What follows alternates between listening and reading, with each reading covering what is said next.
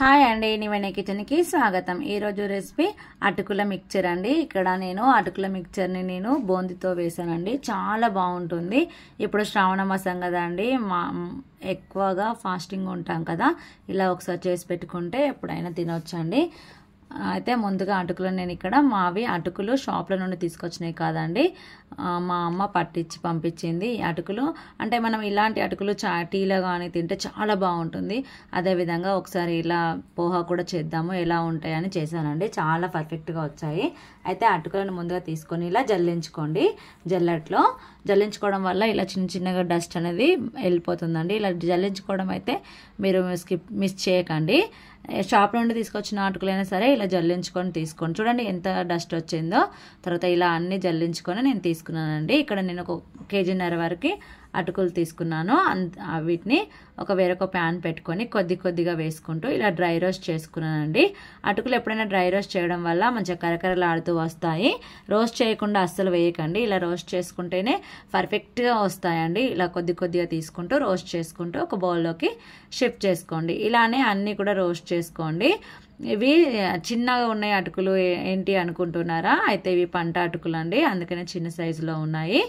మీరు షాప్ నుండి తీసుకొస్తే కనుక కొంచెం పెద్దగా ఉంటాయి కదండి. ఇవి పేపర్ అటుకులు కూడా కాదు, మంచి చాలా స్వీట్గా ఉండే అటుకులు అండి.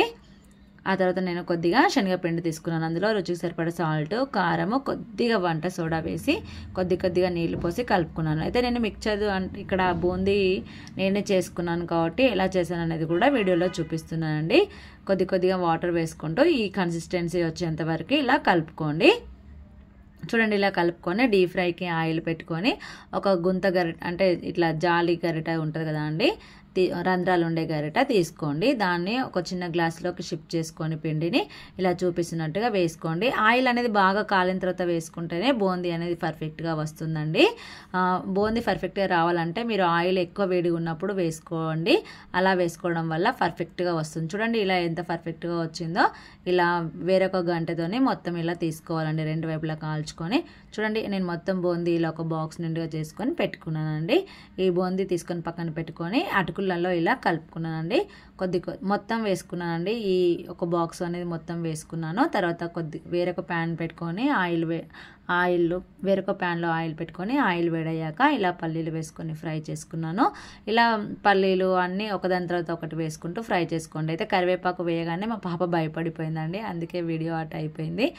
తర్వాత వెల్లుల్లి, తర్వాత పచ్చిమిర్చి, కొద్దిగా ఆవాలు, జీలకర్ర అన్నీ వేసి అంటే కొత్తిమీర వేసి ఫ్రై చేసుకున్నానండి. ఇవన్నీ ఫ్రై అయిన తర్వాత కొంచెం పసుపు, రుచికి సరిపడా సాల్ట్ వేసుకొని ఈ ఆయిల్ మిశ్రమాన్ని ఈ అటుకుల్లో వేసి ఇలా కలుపుకోండి. ఇలా కలుపుకొని మొత్తం కలిసేంత వరకు మీరు కలుపుకోవాలండి. ఇలా కలుపుకుంటే ఎంతో రుచికరమైన అటుకుల మిక్చర్ రెడీ అయిపోతుంది. ఇప్పుడు శ్రావణ మాసంలో ఎక్కువగా ఫాస్టింగ్స్ చేస్తూ ఉంటాం కదా అండి, అప్పుడైనా లేదంటే ఏదన్నా చిన్న బయటికి వెళ్ళినప్పుడు తీసుకెళ్ళడానికైనా లేదా ప్రయాణాలు చేసినప్పుడు తీసుకెళ్ళడానికైనా బాగా యూజ్ అవుతాయండి ఇలా అటుకుల మిక్చరు. మీరు కూడా ఒకసారి తప్పకుండా ట్రై చేయండి. నేను చేసిన అటుకుల మిక్చర్ మీకు నచ్చితే లైక్, షేర్, సబ్స్క్రైబ్. నివెన కిచెన్ ఫ్రెండ్స్, మీరు కూడా ట్రై చేయండి.